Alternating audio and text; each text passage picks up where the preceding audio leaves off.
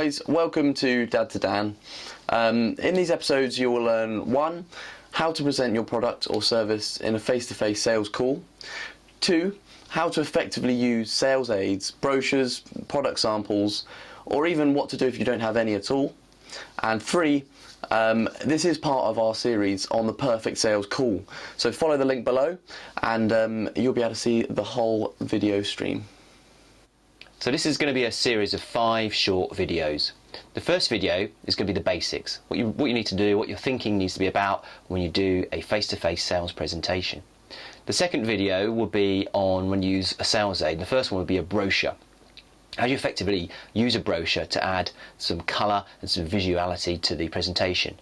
Thirdly, it's going to be samples. You've got some product samples and you're using those. How do you use those? How do you keep control of them and sort of the customers are getting hold of them and playing around with them? Fourth, we're going to say, well, what if you've got nothing? You've got no visual aid to help you in your sales presentation. What are you going to do then? How can you create a vision for the customer of your product? And then the fifth one was really how do you use tablets and computers, modern technology? How can you use that a similar way you do with a brochure?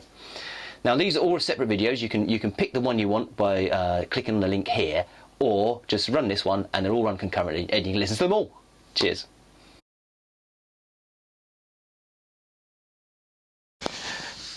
So obviously with time moving on and we're having so many more gadgets and tech, how do you get that into a presentation without it just seeming like they're sitting there watching something somebody else has done? Yeah, well, it's a good point. And nowadays, a lot of companies will give you a tablet, to use for a sales aid rather than a brochure. And brochures seem to be a bit old hat. I actually find a brochure really good because you control it a little bit easier. But if the company's good, the presentation you have on your iPad should be again a visual representation of your presentation, what you're going to say, highlighting again the issues and how the product solves those issues. The good thing about a tablet or a computer is obviously you can use animation. So unlike a brochure, which is static images, you've got visual moving images. So there should be moving images in there. Obviously, it's pointless having a tablet. But the thing with all these gadgets like tablets and computers is, or smartphones even now, the person you're presenting to will have this urge to get hold of it and use it. I mean, they're designed to be tactile. That's why the iPhones and everything are so popular, is because they're designed to be tactile.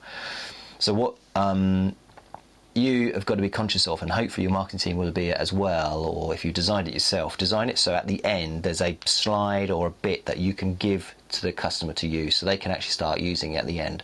So some sort of like, well, if you just click on here, you can click on any part of that picture and it'll tell you a little bit more about it. Or you'll see the manufacturing process if you want to do that, or see these different things, and then they can click on it and then pass it to them. So at the end, so they actually, because otherwise they get this urge, they want to use it, and when you keep taking it away from them, they feel a bit like, I want to. Yeah, let me have a look. So let them do that, but let them at the end. And it's the same thing as a brochure as well. That if you're making a point, take it away, turn it upside down so they can't see it, and then talk to them in the eye, look them in the eye, and tell them, and then bring it back up when you want to, show them something. Okay.